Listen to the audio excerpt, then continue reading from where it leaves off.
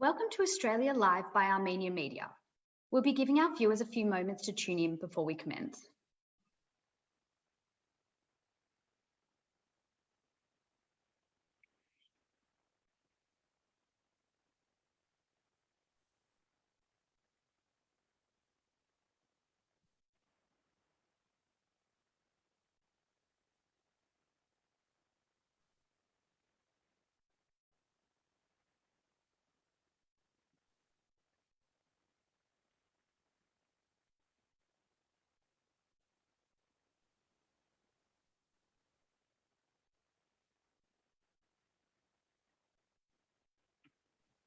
Good evening, and welcome back to another edition of Australia Live by Armenia Media. With a history of over 40 plus years, the Armenian Youth Federation of Australia, AYF-AU, is the largest and most active Armenian Australian youth organisation. AYF Australia chapters have been established across 3 regions. These include Northern Sydney Nigol Tuman chapter, Western Sydney Pegor chapter, and the Melbourne Arapot chapter. AYF Australia strives to enrich its 16 to 26-year-old members on personal, intellectual, cultural, and professional levels, encouraging them to become active participants in their communities through leadership, volunteering, and giving back to society. AYF stands on 5 pillars guiding its activities: educational, political advocacy, social, cultural, and athletic. It plays a fundamental part in preserving the Armenian culture and advocating for the Armenian cause. With more than 40 global chapters, AYF brings the Armenian youth together by hosting several social, cultural, and educational and political events for both its members and the wider community. On an international level, AYF presents members with the opportunity to engage in overseas seminars, camps, and conferences, including organising and volunteering at educational camps for children in Armenia through the AYF Youth Corps program. AYF Australia's highest executive body is the Central Executive Committee, whose role is to oversee the operational and functional procedures of all AYF chapters across Australia. A few weeks ago marked 1 year since the start of the Artsakh War. AYF Australia has worked tirelessly, in particular on raising awareness about the aggression of Azerbaijan. Today, we are joined by AYF Australia Central Executive Representative for the Political Committee, Michael Kolokosyan, to discuss the latest efforts towards Artsakh Awareness Week. Michael, thank you for joining us this evening. Thank you, Garine. It's good. Thank you to Armenia Media as well. Thank you. Michael, we have a few questions for you this evening. So the first of which is, what is Artsakh Awareness Week and what is its purpose? So the Artsakh Awareness Week was established in 2019. There was a lot of discussions about what the Armenian Youth Federation of Australia could do after the 4-day Artsakh War in 2016. We began by conducting protests in the city every year on Artsakh Independence Day. These included silent protests and die-ins. However, we decided that we needed something that was more long-term, and we needed something that was for a long duration of time. So in 2019, after our final general meeting, we came up with establishing the Artsakh Awareness Week, which is a 5-day program where each day consists of different political activism events. It has been quite successful, and it's something that we are now hosting for the 3rd year. The reason why we decided to do Artsakh Awareness Week, and the purpose of this, is to ensure that the Australian community, the broader Australian community, is aware of the Republic of Artsakh, to educate them on its right to self-determination, the attacks by Azerbaijan, Turkey's involvement with Azerbaijan, and to discuss the issues that the people on the ground in Artsakh are facing. So the real intention at the end of the day is to educate a broader Australian community. Okay, great. And who exactly plans and implements the Artsakh Awareness Week activities and activism? So as you mentioned, the AYF has 3 chapters, and each chapter has their own committees, whether that's political committees, community committees, social committees, which organise events, or membership committees, which conducts activities for the members. So they're the committees that are some of the committees that each chapter has. And then from a central executive perspective, we have project-based committees. And this year we formed, as we do every year, we formed the Artsakh Awareness Week Committee, which is under the political committee. Now this committee was probably established in around June, where there was no COVID-19 restrictions. And it encompasses, CE committees encompass members from each of our chapters. So we have 3 members from the Nigol Tuman chapter, 2 members from the Pegor chapter, and a member from the Melbourne Arapol chapter. And these young AYF members were fundamental in organising, this week's 2 weeks ago, the Artsakh Awareness Week. And they not only plan the events, but they also motivate the members to take part in these initiatives. The committees that we establish, that AYF establishes, our project-based committees, is a testament to the success of AYF. Without the members actively taking part in these committees willingly, we wouldn't be able to do half the things that we do as an organisation. And the benefit of having over 150 to 200 members is that we can do more than one project. And thankfully, we've been able to continue doing the Artsakh Awareness Week every year. Amazing. So with the recent COVID-19 lockdown measures imposed on the wider communities of New South Wales and Victoria, which is where your 3 regions are based, how has that affected this year's Artsakh Awareness Week? Well, as I mentioned, the committee was established in June, and at that time there was no COVID, so we were planning to do political activism on the streets, raising awareness.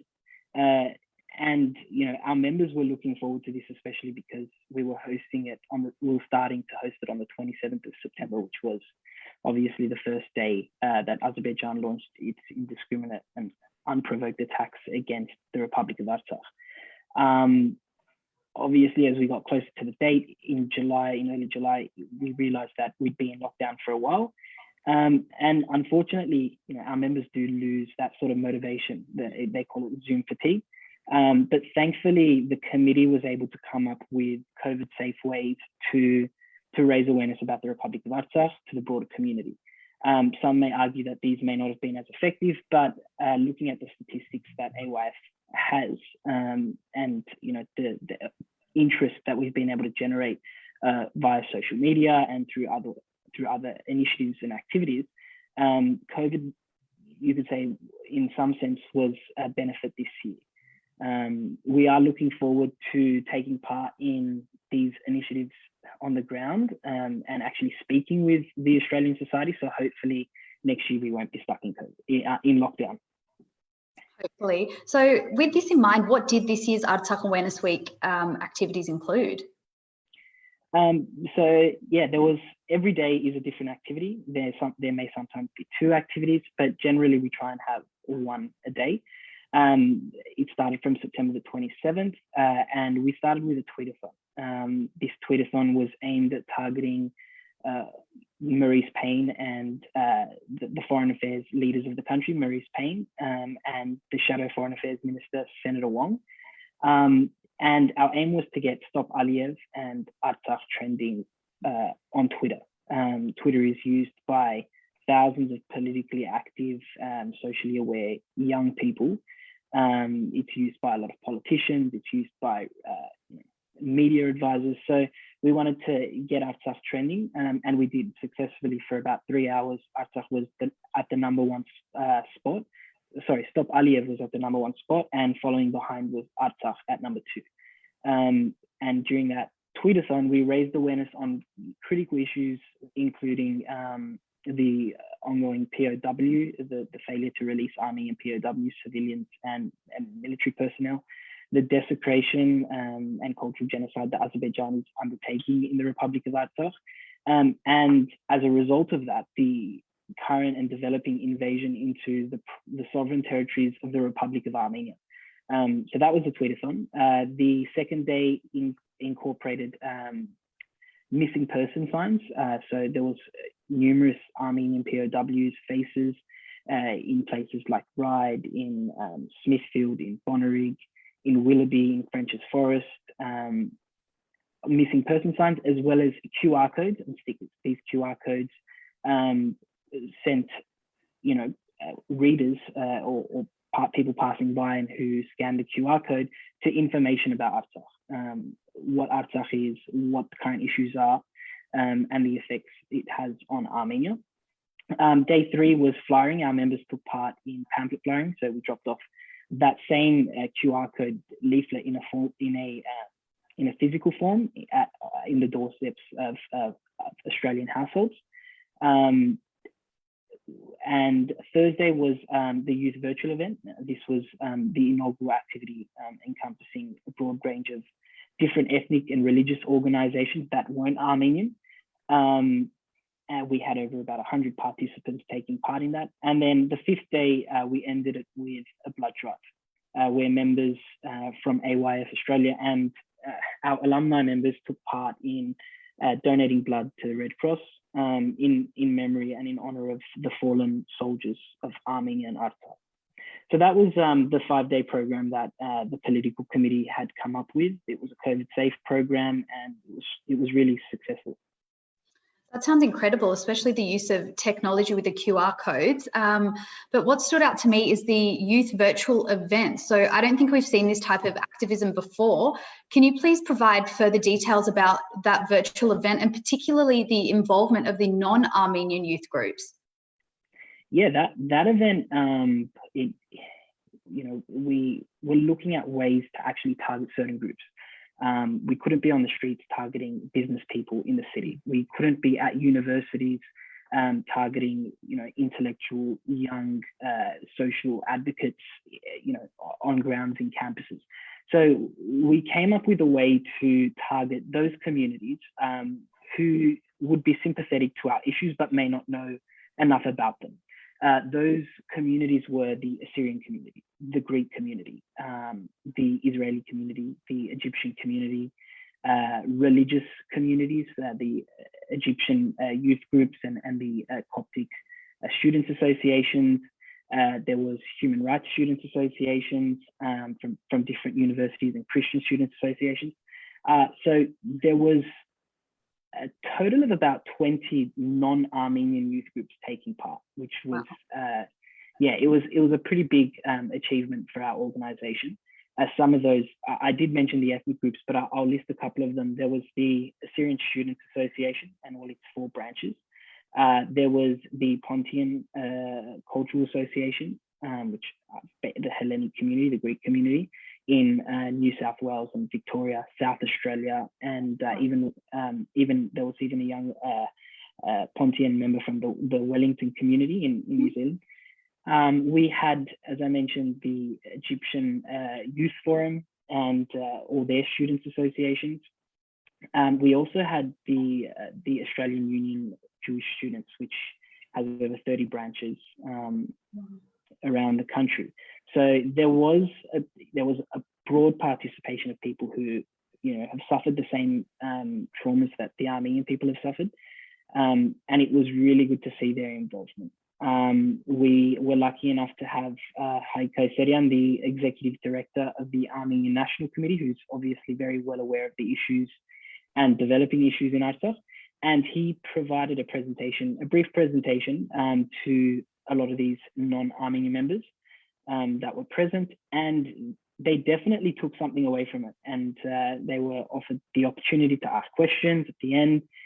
They were really engaged. It was really good to see, non-Armenian members of society, asking questions at the end of what can we do for Artsakh. It actually sends shivers down my spine now thinking about it, because it shows that there's actually people out there who care about Armenian issues, who are ready to stand in solidarity with us. And every single person that the AYF can educate on this issue and raise awareness on this issue with is an achievement. We are a small community in Australia. So to be able to say that, we're mobilizing, young non-Armenian members on our issues, leading to them asking what they can do for Artsakh, is a pretty big deal. And we hope that that event is going to formulate into in-person events and collaboration between all these different youth groups and expand on that into other initiatives. So we're really looking forward to that. That's incredible. So apart from Artsakh Awareness Week, what other political advocacy events does AYF organise? So we're a we like to be a political youth group. We like to mobilise, firstly engage our members on not only Armenian issues but political issues around the world. So the educationals that they receive are very politically based, raising awareness about the Armenian issues. But we also like that to lead into mobilization, into action. And that means we are conducting things like dines, silent protests outside political members' offices. In the past, it's been Scott Morrison, when the Prime Minister of Australia during the genocide. We've undertaken flyering. We do that quite regularly. Posting, putting up stickers and posters across New South Wales. Some of the things that we did part of this Artsakh Awareness Week, or we head down to Canberra and protest in front of embassies with the Ramil Safarov extradition, with the Hrant Dink murder in Turkey, Artsakh Independence Day. There's a lot of different times where we actively mobilize the Armenian youth. It shouldn't stop at just the genocide. It shouldn't stop at the 27th of September, when it's the first day Azerbaijan launched the war. The central executives, the chapter executives mobilize our members throughout the year, and that's something we're going to continue doing. And as I mentioned, there's some of the activities that we've done in the past. Yeah, I think it sounds like you guys have well and truly covered all activism and advocacy routes that you can. So taking into account the difficulties the Armenian nation has faced and the associated trauma, how do you manage to not only engage but mobilize the number of Armenian youth that you do? Well, look, just on that last question, I'll probably add that, and it's leading into this question, that I mentioned we do things on different days and anniversaries, but there's still so much we can do. There's still so much we can do, and not just us, our entire community. In saying that, we look at mobilizing our young people by first educating them on the importance of these issues. Yes, the Armenian genocide happened 106 years ago, but we are the direct descendants of genocide survivors. So there's a responsibility that falls on each one of us to advocate for the Armenian genocide, and we make sure our members are aware of that. We educate them on the principle of self-determination and the issues that are really entrenched politically, and the geopolitical issues at hand with Artsakh. So they're aware of the importance of these issues. It's not just, I'm Armenian, I'm just going to go do it. No, they understand the issues, and there's a genuine interest there, and that's why they're ready to take part in political activism. Obviously, COVID was a bit of an issue in mobilizing our young people, our members this year, but I think the anniversary and the fact that it was the 27th of September, kind of 1 year since that trauma that we all experienced, kind of gave them a bit of a kick, and they wanted to actively do more. Our ancestors have survived a lot. They survived a genocide which tried to massacre our people. Our parents had to witness the first Artsakh war, and now we've actually witnessed a significant date in the Armenian in the Armenian calendar, which is the loss of our homeland. So, we need to continue that survival mentality, and like I said, educating our members on those issues at hand helps with mobilizing young people. I think one other thing that I would add is that we have established an Armenian activist group, which has about 200 members of the community, Armenian community. These are obviously young people. It's the Youth Activist Group. And it was established last year during the war. People really wanted to do something and get involved when Azerbaijan's attacks had commenced. And the best way we thought to do that was to open up our protests and open up our activism activities. So that group is still there, and we look at engaging and mobilizing them in the future as well. Great. So what are some initiatives going forward that AYF Australia has planned to undertake in regards to raising awareness of the further developing tensions in Artsakh and Armenia? Yes, our activities, they never stop. So we've established another committee now, which is another project-based committee, which is the Canberra Activism Week Committee. The first time we actually launched that committee was last year after the war. The idea is for members to head down to Canberra and take part in political activism activities there in the nation's capital. We usually do that during a sitting week in Parliament. So we're joined by the Armenian National Committee. Last year, we had about 15 members take a whole week off from university and work. And I say a whole week because it is a bit of a commitment, to stop your life for a little bit and go for a week and advocate for Artsakh. It's not something that everyone would do, but it's one of the initiatives that we're hoping to achieve this year as well. As I mentioned, we're going to look at engaging that new youth activism group going forward. Due to COVID, we haven't been able to this year, obviously because of the restrictions. But yeah, we're hoping to do that in the coming months. And the general, die-ins, silent protests, we want them to become a bit more regular. As I mentioned, there's a lot more things we can be doing, and we've taken note of that. And we're going to hope to implement, that as well as part of the broader, bigger initiatives that we have. Okay, well, Michael, thank you so much for your insight and allowing us to gain what seems like a tiny glimpse of the huge efforts that are going on behind the scenes of AYF Australia. So we look forward to following your journey closely and recommencing support of your organised events and activism once lockdown has ceased. Thank you, Garini. Just a general message to the communities. When AYF is out there taking part and advocating for Artsakh, advocating for Armenia in an activism way, raising awareness, when we do open things up to the community, we'd love for every single member of our community to take part in these things. It's something that we should all be doing, especially seeing the circumstances in Armenia as a result of the Artsakh war and the traumas and difficulties that people in our homeland are facing. Each one of us, not just AYF members, need to take that responsibility on and do something, anything we can for our homeland. We're all doing things. And if I can encourage people to also do things with AYF when the opportunities arise and support our initiatives, that would be greatly appreciated.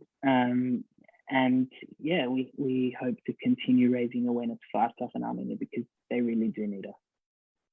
Great, thank you so much, Mike. And thank you to all of our viewers for tuning in to this evening's interview with Michael Kolokossian, the AYF Australian Central Executive Representative for the Political Committee. Thank you. Thanks, Karina.